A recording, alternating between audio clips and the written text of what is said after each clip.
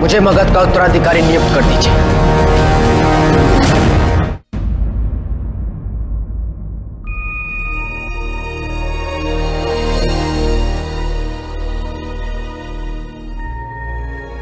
धन्यवाद नहीं कह सकता था तुमसे, पर आपके और कौरव की दीदी के कारण मुझे पिताजी महाराज से डांट पड़ गई। उसके लिए मैं तुमसे क्षमा मांगता हूँ नन्हे सम्राट। अच्छा ये तो बताइए कि आप इतनी देर रात इस ओर कहाँ जा रहे थे? ये अनुचित है, अन्याय है। जब श्यामक भैया इधर आ सकते हैं तो मैं क्यों नहीं? श्यामक? हाँ, मैं तो इधर ही जा रहा था। पता नहीं कहाँ से प्रकट हो गए वो, और देख के ऐसा लग रहा था कि जैसे किसी से झगड़ा कर रहे थे। तुम जाओ, कुछ सैनिकों को लेकर आओ। सैनिक? क्यों? जैसा कह रहा हूँ वैसा करो, जाओ।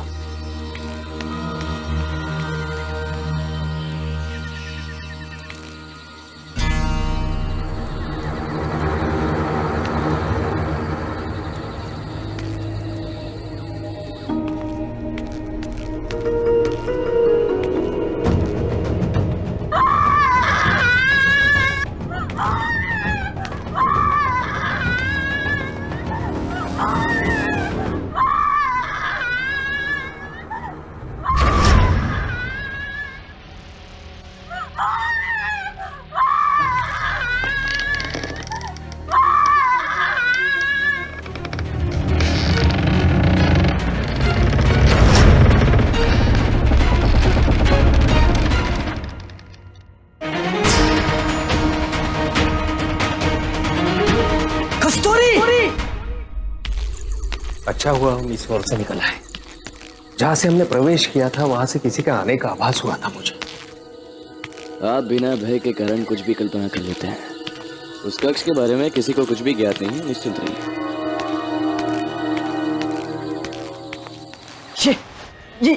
ये कैसे हुआ? किसने कहा ये आपके साथ ऐसा? हाँ?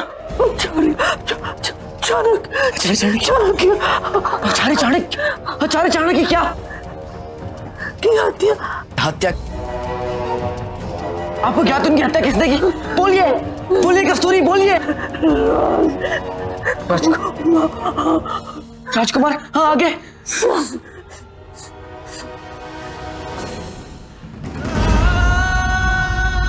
उठिए, कस्तूरी, कस्तूरी।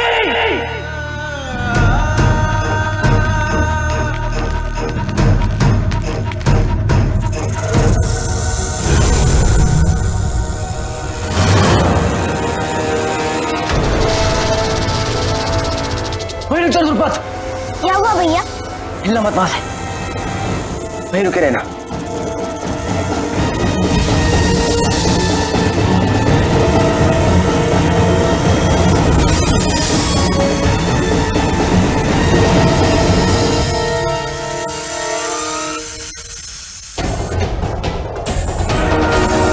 द्रुपद, मुझ पर विश्वास रखो, कुछ नहीं होने दूंगा तुम्हें। हिलना मत, ठीक है?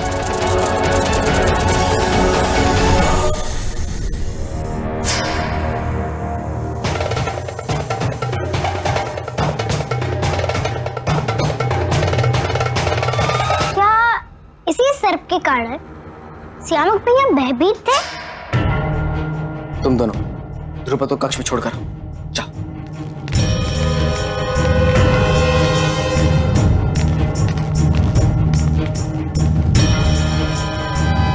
युवराज, ये देखिए क्या मिला है।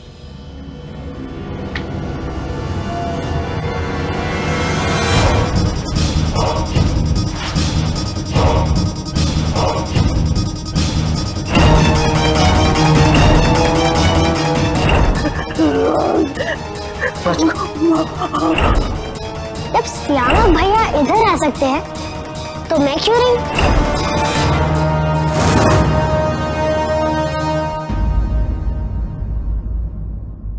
एक अध्याय और समाप्त हुआ। चाणक्य की प्रिय गुप्तचर उन्हें ही प्यारी हो गई। चलो हम चलते हैं, यात्रा की तैयारियां करनी है।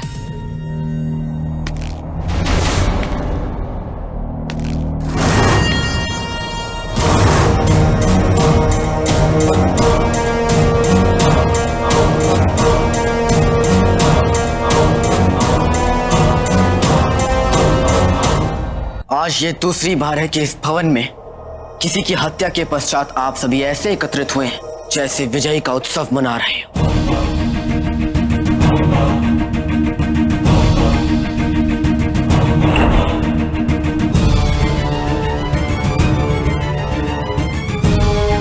हत्या? किसकी हत्या? सियामक, बताओ सबको। मैं? क्या मतलब? मुझे नहीं पता आप किसकी बात कर रहे हैं। कस्तूरी की।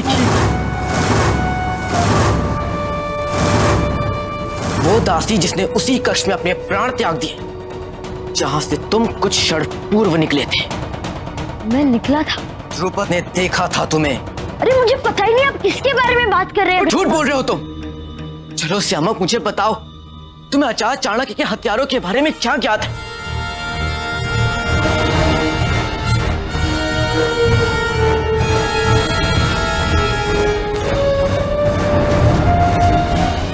आप कभी उस दासी की हत्या की बात कर रहे हैं, कभी आचार्य चाणक्य की।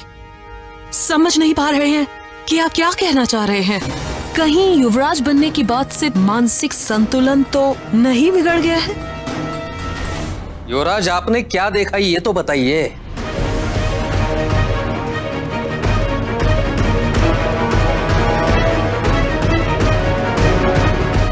अशोक भी बिल्कुल ऐसा ही करता। क्रोध आया नहीं कि मन और कक्ष के द्वार बंद कर लेता है।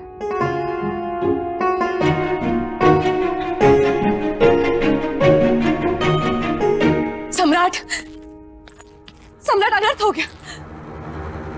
वो अशोक, क्या किया अशोक ने? अशोक श्यामा को मार रहा है।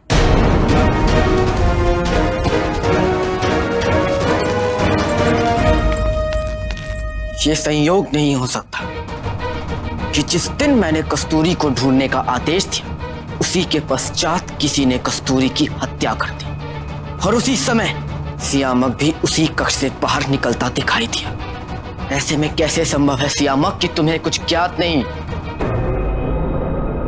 अशोक, सियामक को उसके मां के राजद्रोही होने का दंड मत दो। मेरी माँ राजद्रोही थी तो इसकी माँ क्या है? इसकी माँ के कारण मेरे माँ के सुख छीन गए, हमारे सुख छीन गए। इसकी माँ ने विवश किया था मेरी माँ को राजद्रोही बनने में। भ्राता सुशील सत्य कहते हैं कि दासी बनने योग्य स्त्री को पिताजी महाराज ने रानी बनाया और वो इसी का परिणाम है।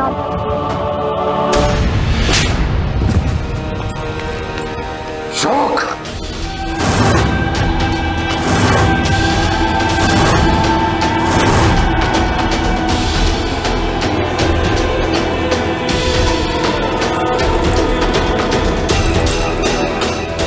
देखा पिताजी, आपने देखा? सियामक को मार रहा है अशोक। अपने छोटे भाई को मारते हुए लज्जा नहीं आई तुम्हें अशोक? ऐसा व्यवहार क्यों कर रहे हो तुम सबके साथ? युवराज बनने का इतना अहंकार आया तुम्हें? मत भूलो अशोक, अत्याचार करने का अधिकार स्वयं सम्राट को भी नहीं है। अशोक, मैंने कल्पना भी नहीं की थी तक्षशिला का विजय तुम पर ऐसा प्रभाव डालेगी। कुछ समय पूर्व तुम्ही ने मुझे वचन दिया था, इतने शीघ्र उस वचन को भूल गए। कुछ समय पूर्व और अब में बहुत बड़ा अंतर आया है पिताजी। मैंने आपसे कहा था ना कि मैं आचार्य चाणक्य के हत्यारों के बारे में पता लगाने का प्रयास कर रहा हूं, पर इससे पहले कि मैं उस सत्य तक पहुंचता हत्यारों ने कस्तूरी की हत्या कर दी। क्या? कस्तूरी आचार्य चाणक्य की गुप्तचर थी और संभवतः उसे आचार्य की हत्या का सत्य ज्ञात हो चुका था। हत्यारों का साहस देखिए पिताजी, कस्तूरी को राजभवन के अंदर ही मारा, इतनी कड़ी सुरक्षा होते हुए भी।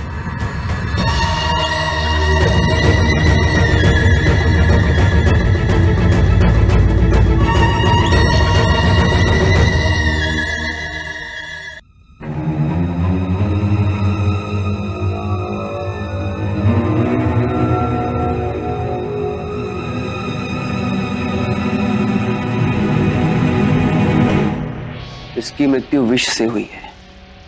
अब प्रतीत होता है कि इसे बहुत समय तक यहाँ पर बंधक बनाकर रखा गया था। मैं जब से लौट कर आई थी, इनकी अनुपस्थिति मुझे चिंतित कर रही थी।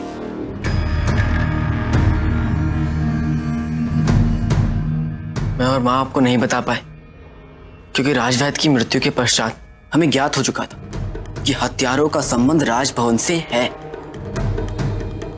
पर बिना प्रमाण के इतनी बड़ी बात कहना उचित नहीं होता। पर इसका ये तात्पर्य कैसे कि आचार्य की हत्या के षड्यंत्र में मैं भी सम्मिलित था?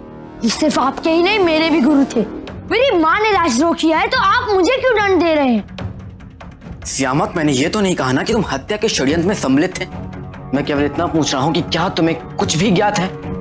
तुमने कुछ ऐसा देखा हो या सुना हो जिससे हमें उन हत्यारों तक पहुंचने का सूत्र मिल जाए, तो बताओ। मैं यहाँ पुस्तक लेने आया था और यहाँ एक गुप्त द्वार है, इसकी कल्पना भी नहीं की थी मैंने। चिंता मत करो सियामक, तुम्हारे पिता तुम पर बहुत विश्वास करते हैं, अपने अन्य पुत्रों जितना ही।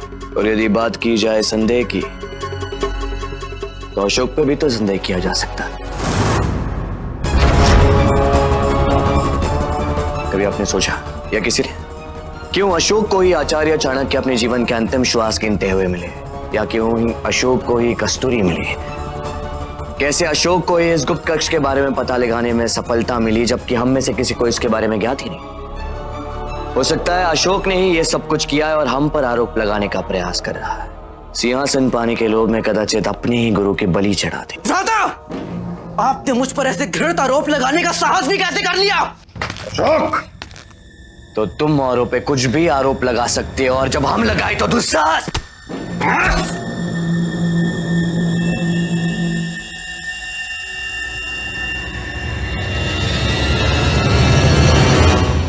यदि आपस में ऐसे लड़ते रहोगे तो शत्रु पर कभी विजय प्राप्त नहीं कर पाओगे। जिस महान व्यक्ति ने मौर्य वंश की स्थापना की, उसके उद्धार के लिए अपना जीवन समर्पित कर दिया, जिसने मगध भारत की अखंडता के लिए अपना जीवन समर्पित कर दिया, कम से कम उसका तो सम्मान करो। अब मुझे इस बात पर कोई संदेह नहीं, ये जिसने भी किया है उसका इस राजभवन के किसी सदस्य से अवश्य कोई संबंध है।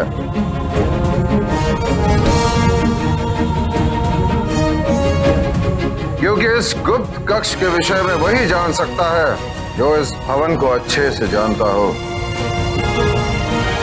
अब भले मुझे कुछ भी करना हो, मैं उस व्यक्ति के विषय में पता करके ही रहूंगा जो सबके लिए उत्तरदायी है।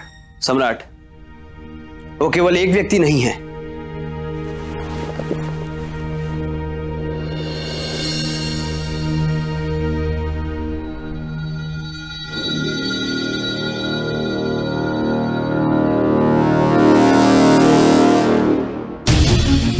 वो जितने भी हो, मैं उन्हें ढूंढ निकालूंगा। आचार्य की हत्यारे स्वतंत्र है। मेरे लिए, मगध के लिए अत्यंत लज्जित होने वाली बात है। महामात्य जी सम्राट। आप 10 सहस्त्र पण का पारितोषिक घोषित कीजिए। जो भी हमें आचार्य चाणक्य के हत्यारों के विषय में सूचना दे। आचार्य राधागुप्त, अपने गुप्तचरों को सक्रिय कीजिए। मैं स्वयं अपने हाथों से उन हत्यारों को दंडित करूंगा। जी सम्राट।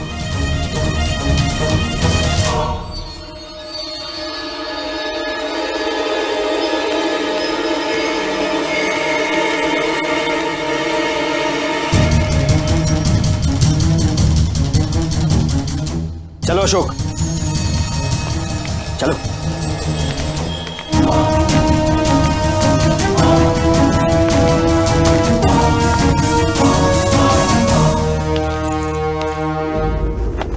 तुमने मुझे पहले क्यों नहीं बताया धर्मा? मैं कुछ तो कर सकता है।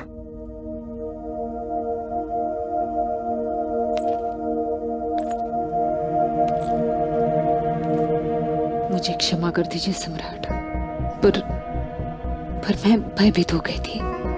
अशोक के लिए मुझे चेतावनी दी गई थी कि यदि मैंने किसी से कुछ भी कहा तो वो हमारे पुत्र को मार डालेंगे।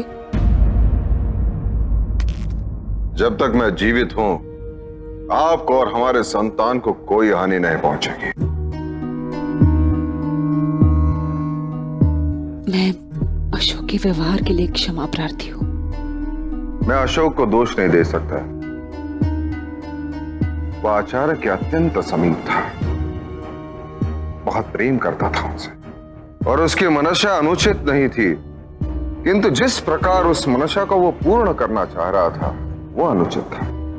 धर्मा उसे अपने क्रोध पर नियंत्रण रखना चाहिए। सोचो, यदि प्रजा को ज्ञात हो गया तो क्या सोचेगी? प्रजा केवल कर्म देखती है, मनशा नहीं। अशोक ने उसका आरंभिक जीवन वन में व्यतीत किया है। वो प्रयास कर रहा है यहाँ के रीति संबंधों को समझने का, और ये स्पष्ट भी है कि उसे राजवंशियों की तरह व्यवहार करना, औपचारिकता, शिष्टाचार सब कुछ सीखना ही होगा। और आपसे अधिक उसे ये कौन सिखा सकता है? सत्य कह रही हो तुम।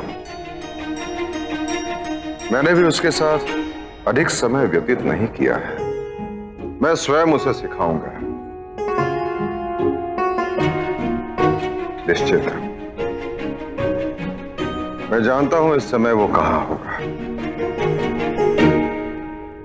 हमने पहले ही कहा था उस कस्तूरी को जीवित रखना उचित नहीं। यदि आपको उसकी इतनी ही चिंता थी तो फिर आपने उसकी हत्या करने का प्रबंध क्यों नहीं किया? आपको भी तो ज्ञात था कि वो धर्मा के साथ आचार्य चाणक्य की हत्या की जांच पड़ताल करी, और मैंने राजवैद्य की हत्या तो की। आपके इस सियामक ने हमें संकट में डालने से अतिरिक्त किया ही क्या है? स्मरण कीजिए, मैं उस कक्ष से अपनी इच्छा से नहीं निकला था। आपने सुनिश्चित किया था कि मैं वहां ना रुकूं। राजकुमार, सम्राट ने अभी समझाया आपको। आपस में लड़ेंगे तो शत्रु से कैसे विजयी होंगे? इस समय अशोक की अगली चाल क्या होगी, ये सोचना बहुत आवश्यक है।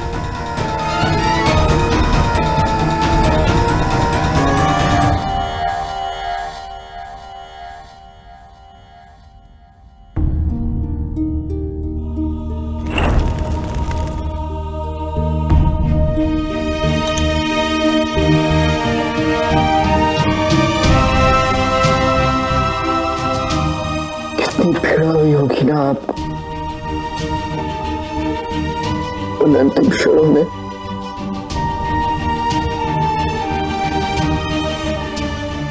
और मैं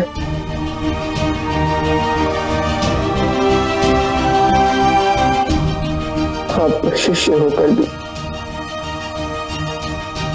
आपकी रक्षा नहीं कर पाया। अशोक को मुझ पर संदेह हो गया है, और पता नहीं अंतिम श्वास लेने से पूर्व कस्तूरी ने क्या कह दिया होगा। यदि कस्तूरी ने चाणक्य हत्याकांड में तुम्हारा नाम लिया होता तो अशोक तुमसे पूछने नहीं आता, सीधे सम्राट के पास जाता। अरे, यदि इसी प्रकार भयभीत होते रहे ना तुम, तो तुम्हारा यही भय उसके संदेह को सूत्र में परिवर्तित कर देगा। किंतु बिंदुसार ने इतना बड़ा पारितोषिक घोषित किया, उसके लोभ में कोई भी हमारे विरुद्ध साक्ष्य देने के लिए तैयार हो जाएगा। इस भवन में न जाने कितनी कस्तूरियां हैं, किस किस का मुंह बंद करेंगे हम? एक उपाय है, उसके लिए हमें समर्पण करना होगा, संपूर्ण समर्पण।